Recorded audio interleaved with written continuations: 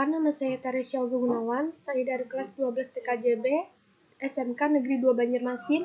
Di sini saya ingin mempresentasikan tentang konfigurasi server storage. Pertama-tama, apa itu pengertian dari Prepared Branch Exchange atau bisa kita sebut PBX? PBX atau kepanjangan dari Prepared Branch Exchange adalah penyedia layanan telepon yang melayani pertukaran telepon dengan pusat di dalam suatu perusahaan dan menjadi penghubung antara telepon publik ke telepon perusahaan atau jaringan telepon dari perusahaan ke jaringan perusahaan lainnya di daerah yang lebih luas sehingga dapat tercakup oleh publik. Selanjutnya, apa itu jenis-jenis Prepared Branch Exchange atau bisa kita sebut PBX? Pertama, ada PMBX atau bisa kita sebut Private Manual Branch Exchange. Jadi, PMBX atau bisa kita sebut dengan Private Manual Branch Exchange itu merupakan sebuah sistem hubungan telepon yang pengoperasiannya melalui operator. Dengan sistem ini, penelepon melakukan panggilan telepon melalui operator dengan cara menekan nomor khusus operator terlebih dahulu. Kemudian dapat berhubungan langsung dengan nomor telepon luar yang dituju. Kedua, PABX atau bisa disebut Private Automatic Branch Exchange merupakan sistem hubungan telepon yang pengoperasiannya tanpa melalui operator. Dengan sistem ini, penelpon dapat melakukan panggilan telepon langsung terhadap nomor telepon yang dituju dengan cara menekan nomor khusus untuk memperoleh saluran keluar, kemudian menekan nomor telepon yang dituju. Pesawat ini memungkinkan kita dapat berhubungan langsung tanpa menggunakan operator. Dan penelpon dapat berhubungan langsung keluar dengan cara memutar nomor khusus untuk memperoleh saluran keluar.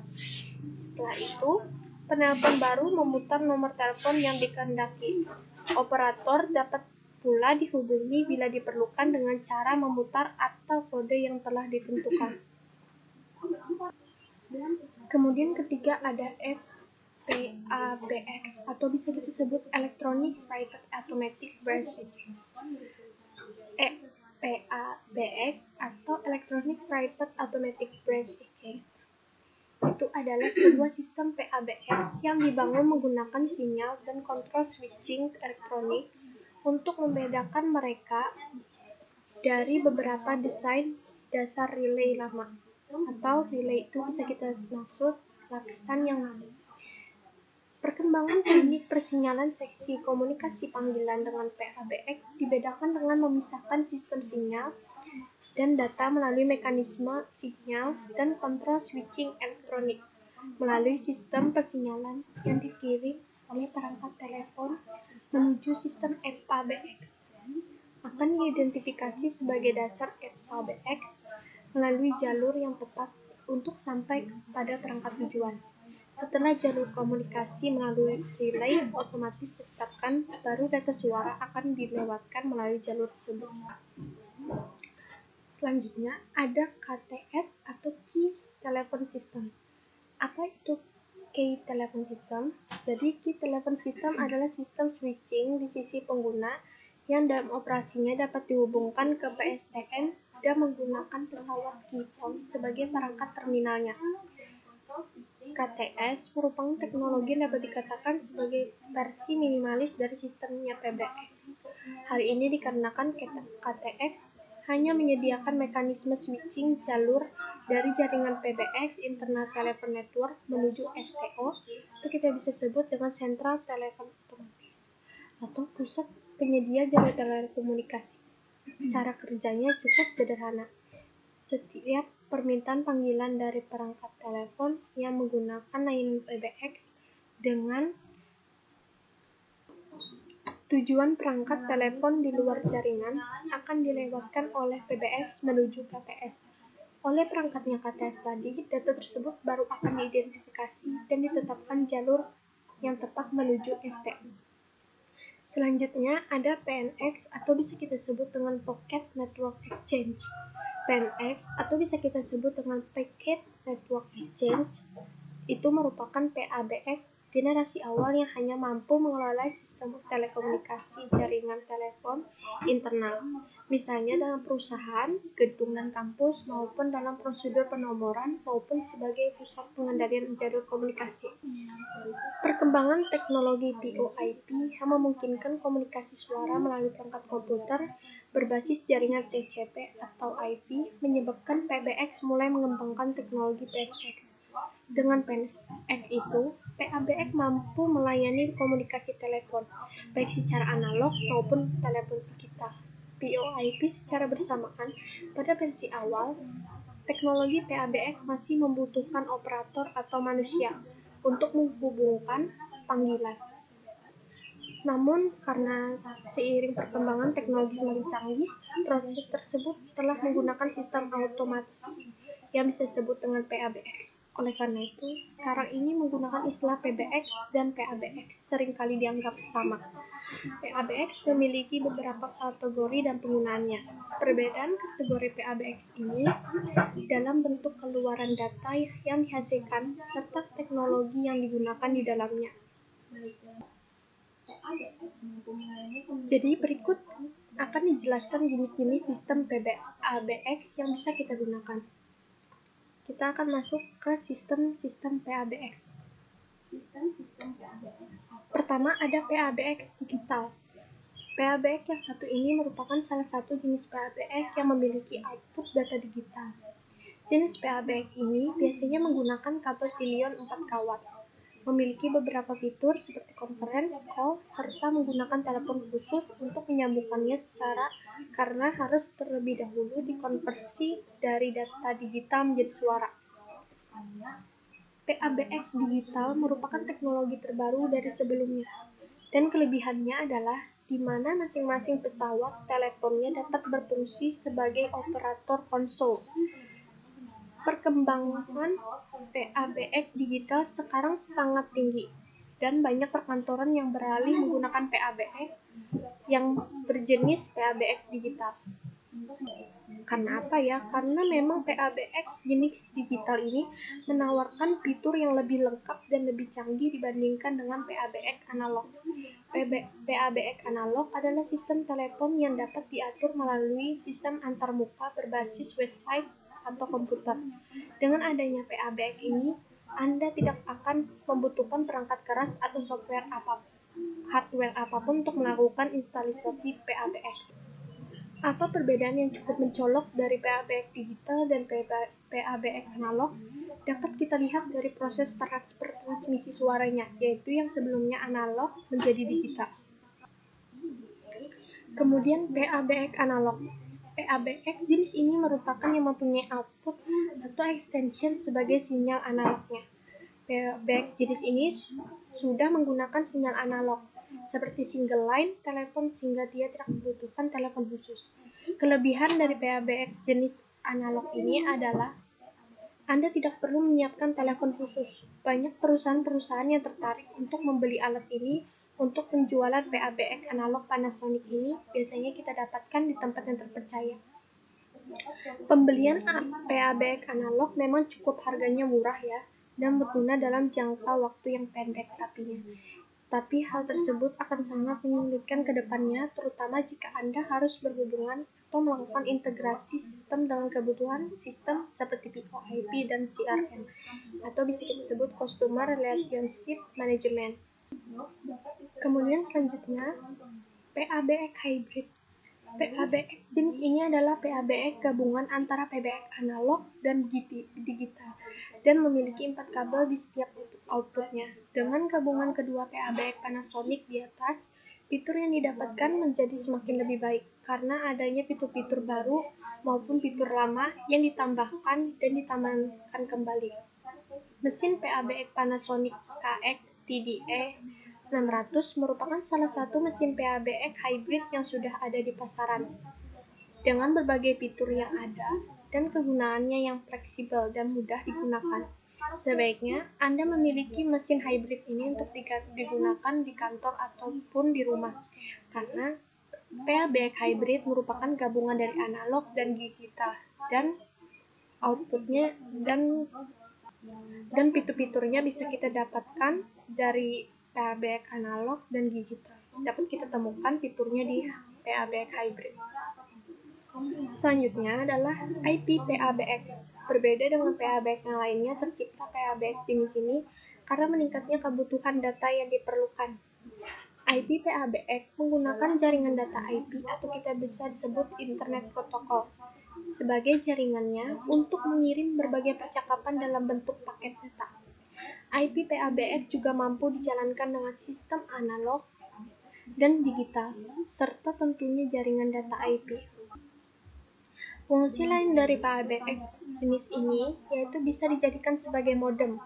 Perangkat ini memungkinkan pengguna bisa mengalihkan panggilan dengan melalui VoIP atau bisa kita sebut Voice over Internet Protocol atau IP kepada semua pengguna yang tersambung dalam satu jaringan. Selain itu, melalui Internet Protocol, pengguna juga bisa menghubungi ekstensi satu sama lain. Pengguna IP PABX bisa melakukan panggilan telepon atau mengalihkan panggilan telepon dengan sesama pengguna VoIP atau telepon biasa.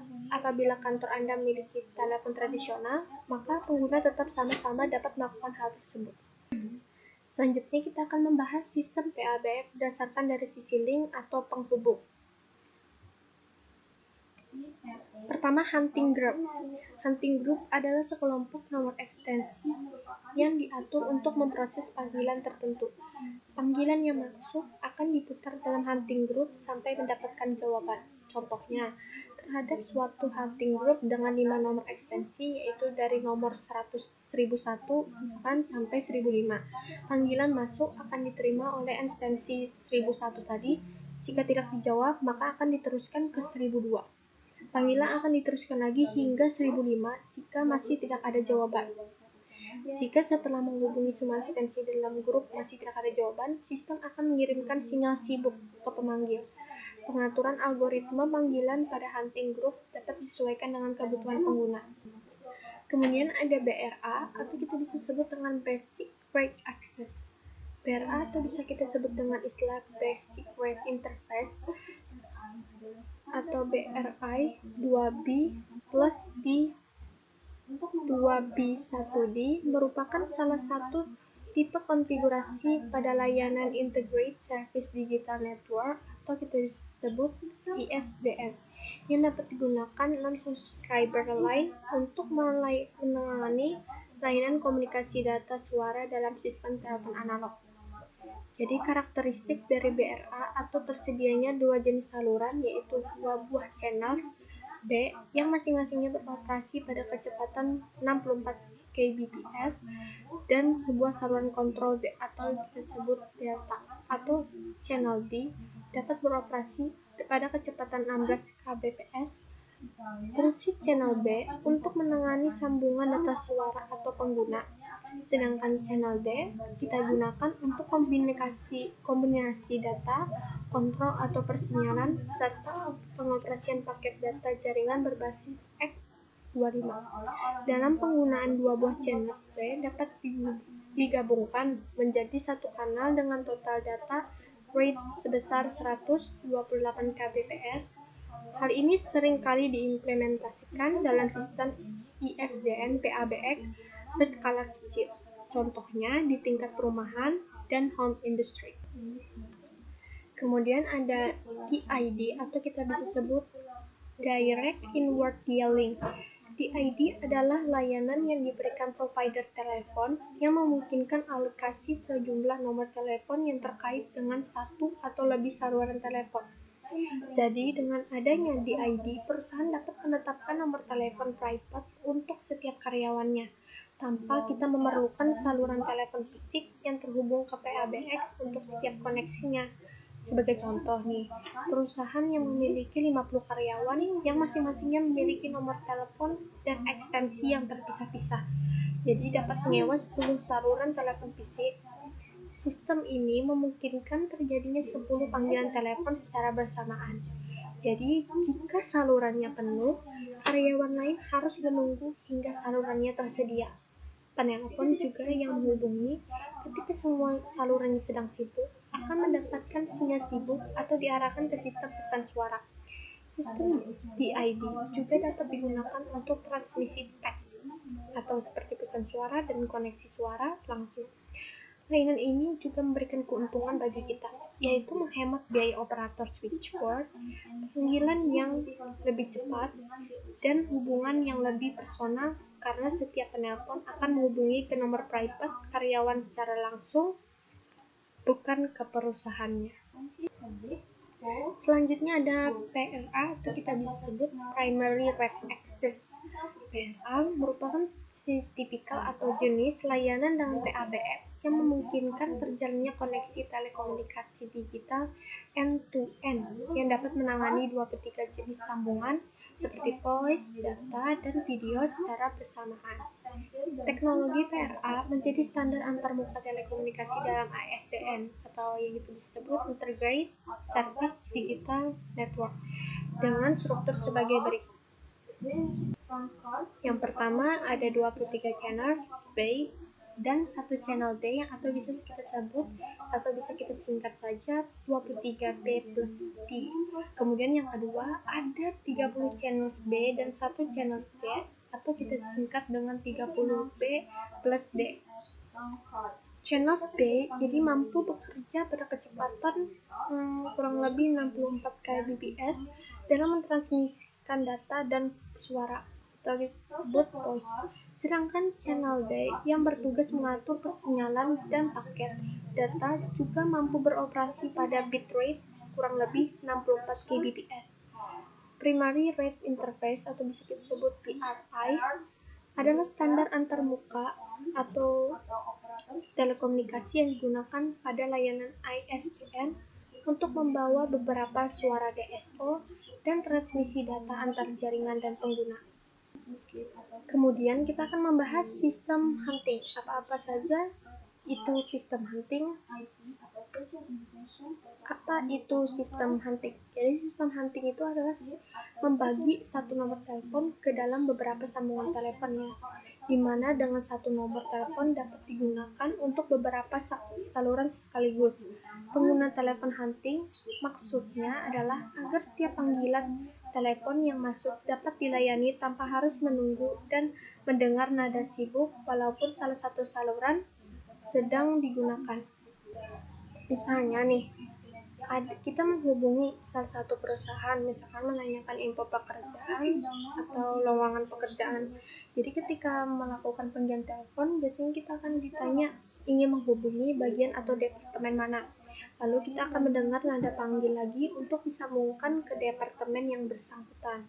Seolah-olah orang yang menjawab telepon kita membuat panggilan baru ke departemen bersangkutan untuk kita, padahal sebenarnya kita tetap terhubung ke nomor pertama yang kita hubungi tadi. Hanya saja akan diteruskan ke saluran tertentu. Sistem telepon seperti ini disebut juga dengan sistem hunting, di mana dengan satu nomor telepon saja dapat digunakan untuk beberapa saluran sekaligus.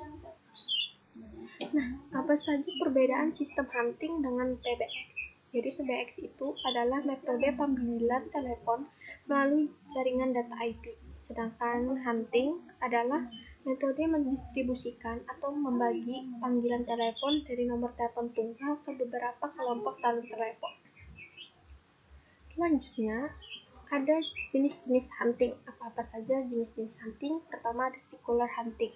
Pada circular hunting, proses hunting dimulai dengan mencari member berdasarkan digit nomor yang ditekan atau didial atau ditelepon. Selanjutnya, ada regular hunting. Pada regular hunting, akan mencari member yang dituju berdasarkan nomor dialing atau nomor telepon yang ditekan atau didial. Selanjutnya, ada jenis 2WF dan 2WB. 2WF dan 2WB merupakan jenis hunting liner yang sering diimplementasikan untuk panggilan dua arah dan tujuannya untuk mencegah terjadi penggunaan kanal secara bersamaan. Kemudian ada GUCD dan UCD. UCD adalah mekanisme hunting yang dilakukan secara acak dalam grup beberapa member. Jika tidak ditemukan, dilanjutkan secara normal seperti mekanisme sirkular. Sedangkan GUCD merupakan kebalikan dari UCD. Pada GUCD, awal hunting terhadap member telah ditentukan terlebih dahulu untuk menghindari proses acak. Selanjutnya, ANC hunting. Jadi di tipe ANC hunting ini memiliki konsep atau kerja yang sama dengan GUCD tadi, cuman perbedaannya adalah pada ANC. Proses terminating-nya hanya ditujukan pada announcement. Selanjutnya, apa saja fungsi-fungsi dari arsitektur PABX? Jadi ada terdiri 6 bagian. Pertama ada signaling cards. Signaling cards berperan sebagai perangkat yang menangani proses pengiriman dan penerimaan sinyal pada extension atau DTMF atau bisa disebut decoding rules, serta proses signaling PRF dengan sentra publik atau MFC atau DTMF atau decoding rules. Kemudian line cards. Line cards adalah titik koneksi yang menjadi penghubung antara kanal extension dan sentral PABX. Di bagian ini berperan sebagai BOR, SCHT, atau battery, overload, winning, signaling, coding, serta hybrid and testing. Selanjutnya, trunk cards. Trunk cards merupakan terminasi atau antarmuka interface penghubung antara jalur trunk menuju PTSN dan pengaturan PBX. Tugas di antara bagiannya trunk cards ini untuk mengontrol trafik saluran trunk, mengonversi sinyal dengan internal pada sinyal PBX, dan sebagai antarmuka penghubung signaling dengan sentral publik atau PST. Kemudian ada switch cards. Switch card berperan sebagai switch antar komponen line cards atau port extension jika ada terjadi panggilan secara internal dan menghambati komunikasi antara line cards dan port trunk cards ketika terjadi panggilan di luar. Sebagai contoh, outgoing calling dan incoming calling. Kemudian selanjutnya ada processor cards. Processor card bertugas sebagai pusat pengontrol yang mengatur dan mengendalikan setiap kegiatan seperti maintenance, operation, call. Dan selanjutnya ada IPR atau kita sebut interface voice response atau operator switchboard. IPR bertugas menyediakan layanan koneksi pada setiap panggilan masuk atau incoming call yang dapat dikendalikan oleh mesin, baik secara otomatis ataupun menggunakan bantuan tenaga manusia. Dan selanjutnya kita membahas teknologi SIP, nanti kita bisa sebut Session Indentation Protocol. Next, apa saja fungsi dari SIP? IP atau Session Indentation Protocol adalah salah satu protokol yang digunakan dalam jaringan berbasis VoIP. Fungsi utama dari SIP adalah menentukan standar dalam proses signaling dan pengontrolan sesi komunikasi dalam paket komunikasi telepon. Lebih tepatnya, dapat dideskripsikan sebagai protokol dalam proses pengiriman sinyal dan mekanisme pengontrolan yang bekerja pada application layer yang digunakan untuk membentuk, mengubah, dan mengakhiri sebuah sesi komunikasi berbasis multimedia antar pengguna. Selanjutnya, kita akan bahas tahap-tahap membangun dan mengkonfigurasi jaringan berbasis SIP. Pertama, ada user location. User location yaitu pengguna dapat berpindah dari lokasi satu dan mengakseskan telepon atau fitur aplikasi lainnya dari lokasi terpencil. Kemudian, user availability yaitu suatu aspek yang melibatkan penentuan kesediaan pihak yang dipanggil untuk terlibat dalam komunikasi. Next. Kemudian ada user capability, yaitu suatu aspek yang melibatkan penentuan media dan parameter yang digunakan. Kemudian ada session setup, yaitu suatu aspek yang melibatkan penentuan point-to-point dari panggilan multipartai yang ditetapkan dengan parameter yang disepakati. Selanjutnya, session management, yaitu suatu aspek yang melibatkan penentuan mutasi dan pemutusan sesi dari telepon, memodifikasi parameter sesi, serta layanan memohon. Selanjutnya, kemudian apa itu request? Request itu adalah sebuah permintaan yang artinya kita meminta seorang untuk berbuat, menerima atau mengabulkan permohonan. Dan apa itu message? Message adalah pesan, pemberitahuan kata, atau komunikasi, baik lewat lisan maupun tertulis, yang dikirimkan dari satu orang ke orang lain. Pesan menjadi inti dari setiap proses komunikasi yang terjalin. Selanjutnya, by itu yaitu adalah perintah untuk menghentikan hubungan antara pengguna. Kemudian ada cancel, yaitu perintah untuk menghentikan permintaan atau mencari permintaan untuk seorang pengguna. Jadi perintah ini digunakan jika klien mengirimkan perintah invite atau mengundang, kemudian mengubah keputusannya untuk memanggil penerima. Jadi pilihannya cancel. Kemudian ada invite. Invite adalah request atau permintaan untuk membuka komunikasi yang dikirimkan oleh pihak pemanggil kepada pihak yang terpanggil atau mengundang seseorang. Kemudian ada option. Option adalah perintah untuk mengumpulkan sejumlah informasi tentang kemampuan sebuah server. Kemudian ada update. Update atau upgrade itu adalah sama. Jadi itu merupakan proses penggantian produk dengan versi yang lebih baru dari produk yang sama. Jadi jika kita memilih upgrade, itu merupakan akan mengganti versi lama jadi versi baru. Kemudian ada refer. Refer atau arti dari refer adalah lihat, mengacu, dan menunjukkan. Kemudian ada flag. Flag untuk mengatasi masalah ini. Metode ini menjamin pengiriman respon sementara yang andal dan teratur di SIP. Kemudian ada subscribe. Subscribe adalah langganan atau berlangganan, sebuah opsi yang ditawarkan oleh vendor atau dari produk penyedia layanan yang memungkinkan pelanggan bisa mendapatkan akses ke produk atau layanan yang lebih. Kemudian ada notify. Notify atau bisa kita sebut dengan notifikasi adalah sebuah pemberitahuan dalam suatu aplikasi. Jadi di dalam aplikasi ada pemberitahuan, maka itu kita bisa sebut dengan notify atau notifikasi. Kemudian publish. Publish adalah perintah untuk menerbitkan dokumen aktif ke website, blog, dan lain-lain. Kemudian ada message. Message itu merupakan pesan.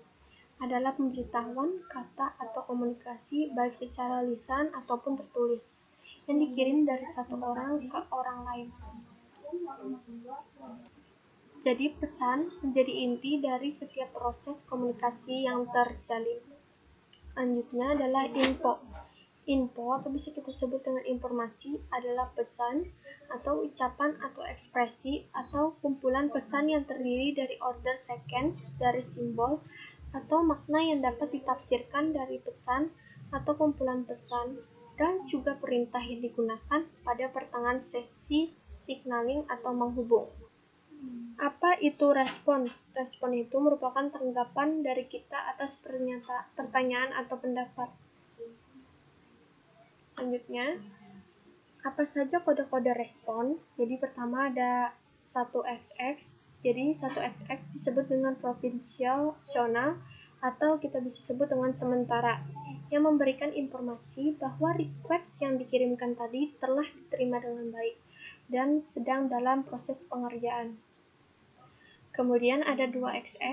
2XX disebut dengan sukses, berarti berhasil, yang memberikan informasi bahwa request telah berhasil atau diterima dengan baik. Permintaan tersebut dikenal dalam daftar operasi yang tersedia yang telah disetujui untuk dieksekusi kembali. Kemudian sampai ke kode respon 3XX atau 3XX. 3XX disebut juga dengan redirection. Dalam redirection ini atau kode 3XX untuk mendeskripsikan bahwa request yang diterima memerlukan keterlibatan proses atau tindakan yang lebih lanjut lagi. Yang selanjutnya ada 4XX. 4XX bisa disebut dengan client error. Berarti itu merupakan kesalahan pada request yang dikirimkan pada baris sintaks sehingga server tidak dapat mengenali, dan akibatnya adalah kegagalan dalam sistem prosesannya. Kemudian selanjutnya ada 5xx. 5xx disebut dengan servernya error. Berarti itu menunjukkan kode kegagalan saat server tidak berhasil mengakomodasi request yang dikirimkan klien. Kemudian 6xx. 6xx disebut juga dengan global player code yang memberikan informasi bahwa request yang dikirimkan klien tidak bisa dikerjakan oleh servernya. Selanjutnya, adapun elemen-elemen pendukung SIP dalam komunikasi voice atau komunikasi suara. Pertama ada user agent. User agent terdiri atas UAC atau disebut dengan user agent client dan UAS user agent server. UAC berperan mengirimkan permintaan SIP dan akan diterima oleh UAS. Kemudian yang permintaan tersebut dikembalikan lagi dalam bentuk respon dari layanan SIP. Karakteristik telepon berbasis SIP adalah model komunikasi client-server yang juga menyediakan beberapa fitur telepon seperti calling, menelpon, answer menjawab, dial, menghubung, reject, dan reject call berarti mereject, dan call transfer. Selanjutnya ada SIP proxy server.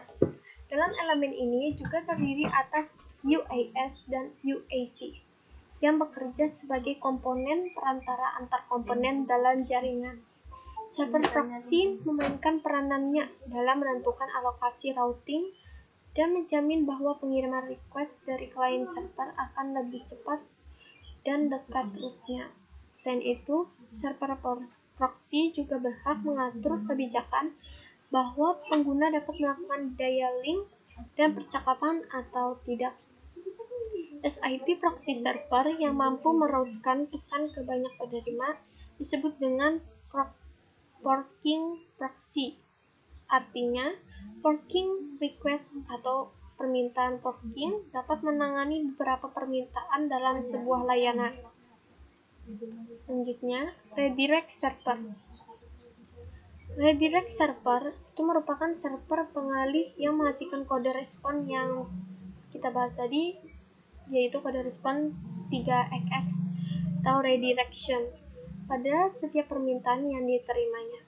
Selanjutnya, request tersebut akan diarahkan pada klien atau penerima yang dituju dengan cara menghubungi alamat URI. Kemudian, register merupakan endpoint dalam sistem SIP yang tugasnya adalah menyediakan layanan lokasi dengan cara menerima setiap permintaan register dari kliennya, mencatat, dan menyimpan alamat dan parameter dari setiap user agent.